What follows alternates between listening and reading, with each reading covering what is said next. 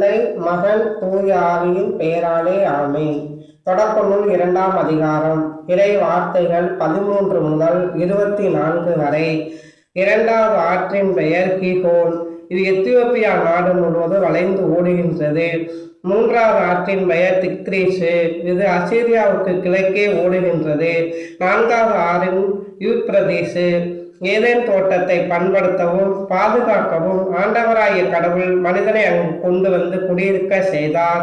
ஆண்டவராகிய கடவுள் மனிதனிடம், தோட்டத்தில் இருக்க எந்த மரத்திலிருந்து உன் விருப்பம் போல் நீ உண்ணலாம், ஆனால் நன்மை தீமை அறிவதற்கு ஏதுவான மரத்திலிருந்து மட்டும் உண்ணாதே, ஏனெனில் அதிலிருந்து நீ உண்ணும் நாளில் சாகவே சாவா என்று கட்டளையிட்டு சொன்னார்.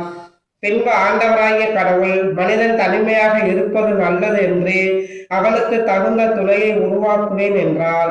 ஆண்டவராகிய கடவுள் மண்ணிலிருந்து எல்லா காட்டு விலங்குகளையும் வானத்து பறவைகளையும் உருவாக்கி அவற்றைக்கு மனிதன் என்ன பெயரிடுவான் என்று பார்க்க அவற்றை என்னிடம் கொண்டு வந்தார்.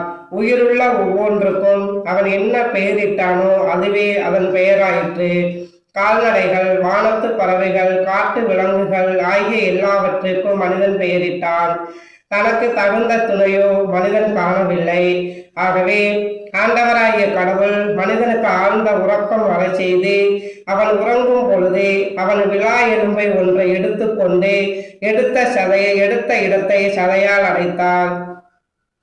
ஆண்டவராகிய கடவுள் தாம் மனிதனிடமிருந்து எடுத்த விலா எலும்பை ஒரு பெண்ணாக உருவாக்கி மனிதனிடம் அழைத்து வந்தார். அப்பொழுது மனிதன், இதோ இவளே என் எலும்பின் எலும்பு சதையின் சதையும் ஆனவள், ஆணிடமிருந்து எடுக்கப்பட்டதால் இவள் பெண் என்று அழைக்கப்படுவாள் என்றான். இதனால் கணவன் தன் தாய் தந்தையை விட்டுவிட்டு தன் மனைவியுடன் ஒன்றித்திருப்பான். இருவரும் ஒரே உடலாய் இருப்பர். மனிதன் அவன் மனைவி ஆகிய இருவரும் ஆடையின்றி இருந்தனர், ஆனால் அவர்கள் வெட்கப்படவில்லை. இது ஆண்டவர் வழங்கும் அருள்வாக்கு. இறைவா, உமக்கு நன்றி.